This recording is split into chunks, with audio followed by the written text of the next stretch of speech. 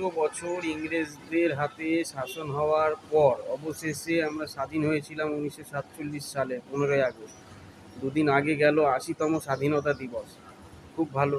আর এই স্বাধীনতার পেছনে প্রচুর বিপ্লবী, প্রচুর জনগণের, প্রচুর মানুষের অনেক অবদান আছে। তাদের রক্ত দিয়ে আমরা স্বাধীনতা পেয়েছি। কিন্তু আমি এইটা বুঝতে পারছি না যে এই দুইজনের কি ভূমিকা ছিল। এনারা দুইজন কবে বম ফেললো, হ্যাঁ, ইংরেজদের ওপরে? এরকম তো কোনো খবর আজ পর্যন্ত শুনি নাই আমরা। বুঝতে পারবেন আমি কি বলতে চাইছি। শুধু দেখো, এই কিছু মানুষ আছে আমাদের ওয়েস্ট বেঙ্গলে, তারা পতাকা পতাকা তুলে কাদের নামে জয়ের ধ্বনি দিচ্ছে। ভারত মাতা কি জয় আর বলে না, কোন মাতাকে আর কোন পিতাকে বলছে। শুধু দেখো, এরা আমাকে শুধু কমেন্টে জানাবে যে এরা আমাদের কোন ইংরেজটাকে গুলি করে মেরেছিল। আমরা শুধু এইটা আমাদের বলবো।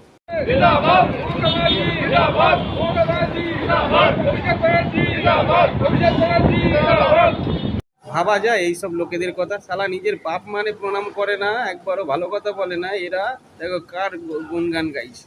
হ্যাঁ, মাতা কি জয়। মাতা মাতা কবে কবে কবে গুলি করেছিল, কবে বোম মেরেছিল? হ্যাঁ, মানে ছ্যাবলামো হচ্ছে, ইয়ার কি হচ্ছে?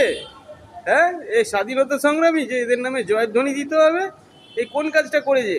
উল্টে মানুষের যা ছিল সব লুটে ফুটে খেয়ে একেবারে পার্টিটাই নেই, ঘর টানা চলে যায় লাস্টে। এদের নামে জয়ধ্বনি দিচ্ছে। তোমাদের কি চোখের চশমা এখনো খোলেনি দাদা?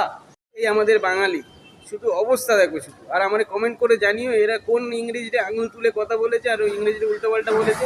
বোম মারা তো অনেক দূরে থাক, গুলি মারা তো অনেক দূরে থাক, এই দুটো দুটো বাজে কথা বলেছে যে তোরা চলে যা ভারত ছেড়ে। আমাকে সেই ভিডিও ক্লিপ থাকলে বা কোনো খবরের কাগজে লেখা থাকলে আমার কমেন্ট করে জানাও।